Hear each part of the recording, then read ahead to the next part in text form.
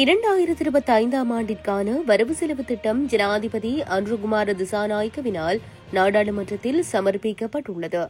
இதன்படி மொத்த வருவாய் மற்றும் மானியங்கள் ரூபா 4,990 பில்லியன், மொத்த செலவீனம் ரூபா 7,190 பில்லியன், துண்டு விழும் தொகை ரூபா 2,200 பில்லியன், அரசு துறை ஓய்வூதியத்திற்காக 10,000 மில்லியன் ரூபாய் ஒதுக்கீடு, பெருந்தோட்ட மக்களின் சம்பளம் மீள்பரிசீலிக்கப்படும், தனியார் துறையினரின் 21,000 ரூபாய் அடிப்படை சம்பளத்தை எதிர்வரும் ஏப்ரல் மாதம் 27,000 ரூபாவாகவும் 2026 ஜனவரி மாதம் 30,000 ரூபாவாகவும் அதிகரிக்க தனியார் தரப்பின் சேவை வழங்கல் சங்கம் இணக்கம், அரசாங்கத்தினால் நிர்மாணிக்கப்பட்ட அடுக்குமாடி குடியிருப்பு தொகுதிகளின் அத்தியாவசிய பராமரிப்பிற்காக 1,000 மில்லியன் ரூபாய் ஒதுக்கீடு, அரசு பதவி வெற்றிடங்களுக்காக 30,000 ஆட்சேர்ப்புகளை மேற்கொள்ள 10,000 மில்லியன் ரூபாய் ஒதுக்கீடு, அரசியல் பரிந்துரைகளுடன் அரச நியமனம் மற்றும் அரசு தொழில் வாய்ப்புகள் இனி இல்லை, இலங்கையர் தினம் என்ற பெயரில் தேசிய நிகழ்வு கொண்டாடப்படும், ஊடகவியலாளர்கள் மற்றும் கலைத்துறையுடன் தொடர்புடையவர்களுக்கு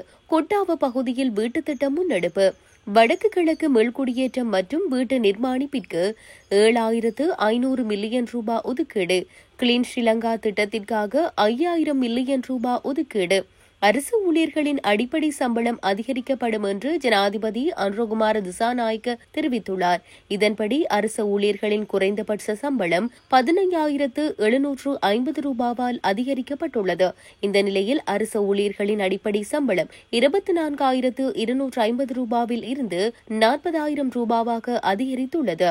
கழிவு முகாமைத்துவ வசதிகளுக்காக 750 மில்லியன் ரூபாய் ஒதுக்கீடு, வடக்கு மாகாண அபிவிருத்திக்கு 5,000 மில்லியன் ரூபாய் ஒதுக்கீடு, கிராமிய வீதி அபிவிருத்திக்கு 3,000 மில்லியன் ரூபாய் ஒதுக்கீடு, பண்டிகை காலத்தில் அத்தியாவசிய பொருட்களின் விலை குறைக்கப்படும், நிவாரண பொதி வழங்கப்படும், இதற்கு 1,000 மில்லியன் ரூபாய் ஒதுக்கப்படும், சிறுவர் மற்றும் இளைஞர் உளவியல் பிரச்சினையானது சமூக பிரச்சினையாக காணப்படுகிறது, இதற்கு தீர்வு காணும் திட்டங்களை நடைமுறைப்படுத்த 250 மில்லியன் ரூபாய் ஒதுக்கீடு, சிறைச்சாலையில் இருந்து வெளியேறும் சிறுவர்களின் நலன் கருதி விசேட திட்டங்கள், சிறைச்சாலை சிறுவர் நன்னடத்தை மத்திய நிலையங்களில் உள்ள சிறுவர்களின் நலன்களுக்காக 500 மில்லியன் ரூபாய் ஒதுக்கீடு, அஸ்வெசுவ நலன்புரி திட்டத்தில் புதிதாக 2,80,000 பயனாளர்களை இணைத்துக் கொள்ள எதிர்பார்ப்பு, அஸ்வெசும நலன்புரி செயற்திட்டத்திற்காக 232.5 மில்லியன் ரூபாய் ஒதுக்கீடு, வடக்கு மாகாணத்தில் தெங்கு பயிற்சிகைக்காக 500 மில்லியன் ரூபாய் ஒதுக்கீடு,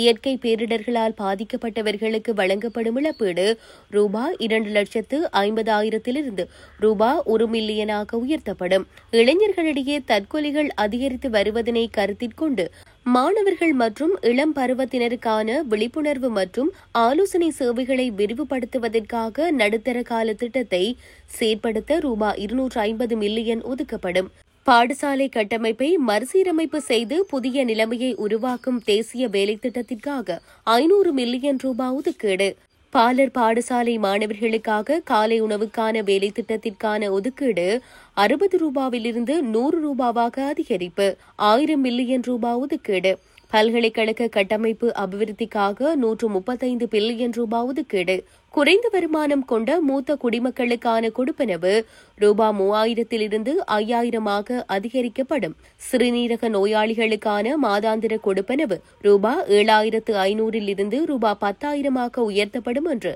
ஜனாதிபதி அனுரகுமார திசாநாயக்க தெரிவித்தார். புலமை பரிசில் பரீட்சை எழுதும் மாணவர்களுக்கான மாணவர் உதவித்தொகை 750 ரூபாவிலிருந்து 1,500 ரூபாவாக அதிகரிப்பு, இதற்காக 1,000 மில்லியன் ரூபாய் ஒதுக்கீடு, கர்ப்பிணி தாய்மார்களுக்கு ஊட்டச்சத்து ஆதரவை வழங்க 7,500 மில்லியன் ரூபாவை ஒதுக்குவதாக ஜனாதிபதி கூறுகிறார். ஆட்டிசம் உள்ளிட்ட நரம்பியல் வளர்ச்சி கோளாறுகள் உள்ள குழந்தைகளுக்கான லேடி ரிச்வே குழந்தைகளுக்கான மருத்துவமனையில் ஒரு பராமரிப்பு மற்றும் சிகிச்சை மையத்தை நிறுவ 200 மில்லியன் ரூபாவை ஒதுக்கப்பட்டுள்ளது. மருந்துகள் மற்றும் மருத்துவ உபகரணங்களை வாங்குவதற்காக அரசாங்கம் 185 பில்லியன் ரூபாவை ஒதுக்கியுள்ளது. இலங்கையின் பல்கலைக்கழக அமைப்பின் மேம்பாட்டிற்காக 135 பில்லியன் ரூபாய் ஒதுக்கப்பட்டுள்ளதாக ஜனாதிபதி தெரிவித்தார். மகாபுல புலமை பரிசில் கொடுப்பனவு தற்போதுள்ள 5,000 ரூபாவிலிருந்து 7,500 ரூபாவாக உயர்த்தப்படும்.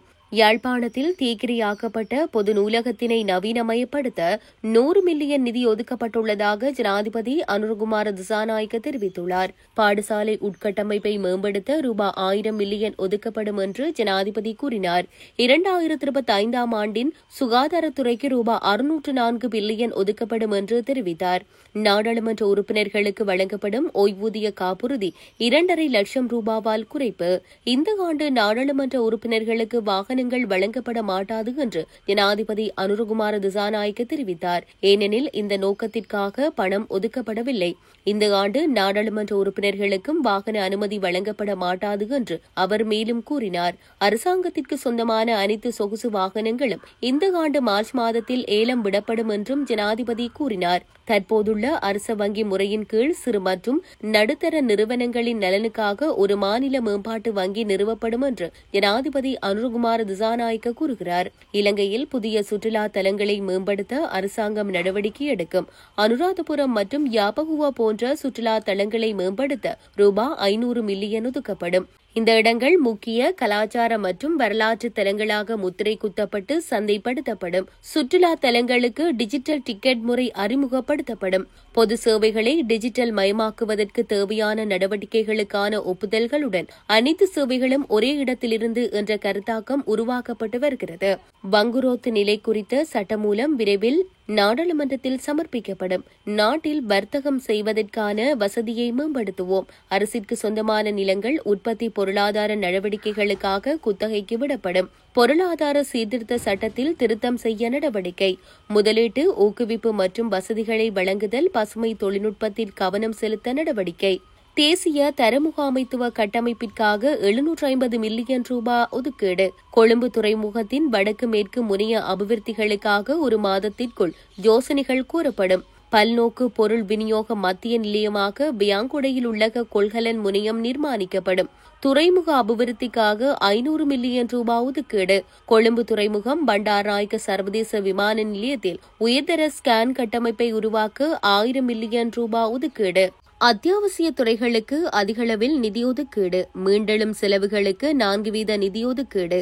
பொருள் மற்றும் சேவை நியாயமான விலைக்கு தடையின்றி விநியோகிக்கப்படும். கல்வி மற்றும் சுகாதாரத்துறைக்கு அதிகளவில் நிதி ஒதுக்கீடு. பொருள் மற்றும் சேவைத்துறை ஏற்றுமதி ஊடாக 19 பில்லியன் டாலரை வருவாயை பெற்றுக்கொள்ள எதிர்பார்ப்பு. ஏழ்மையை இல்லாதொழிப்பதற்கு உரிய திட்டங்கள் செயற்படுத்தப்படும். அஸ்வெசுமா மற்றும் ஏனைய நலன்புரி சேவைகளுக்காக ஜூலை மாதம் முதல் நிதி ஒதுக்கீடு செய்யப்பட்டுள்ளது. 2025ஆம் ஆண்டிற்குள் 5% பொருளாதார வளர்ச்சி எதிர்பார்க்கப்படுவதாக ஜனாதிபதி அனுரகுமார திசாநாயக்க கூறுகிறார். எமது அரசாங்கத்தின் முதலாவது வரவு செலவு திட்டத்தை முன்வைப்பதில் மகிழ்ச்சி அடைகின்றோம். இந்த வருடத்தில் மிகப்பெரிய பொருளாதார வளர்ச்சியினை நாங்கள் எதிர்பார்க்கின்றோம். பொருளாதார ஸ்திரத்தன்மையை உறுதி செய்வதற்கான நடவடிக்கைகள் எடுக்கப்படும் என்று உறுதியளித்துள்ள ஜனாதிபதி 2025 வரவு செலவு திட்டத்தில் பொதுமக்கள் தொடர்பான நிதி ஒதுக்கீடுகளுக்கு முன்னுரிமை அளிக்கப்பட்டுள்ளதாகவும் பொதுநிதி பொதுமக்களுக்கு பயனளிக்கும் வகையில் பயன்படுத்தப்படும் என அறிவித்தார். கடன் மறுசீரமைப்பை பொறுத்தவரை 570 மில்லியன் அமெரிக்க டாலர் கடனை செலுத்திய பிறகும் 2024ஆம் ஆண்டின் இறுதியில் அரசாங்கத்தால் அந்நிய செலாவணி கையிருப்பை 6.1 பில்லியன் அமெரிக்க டாலர்களாக பராமரிக்க முடிந்தது என்று அவர் மேலும் கூறியுள்ளார்.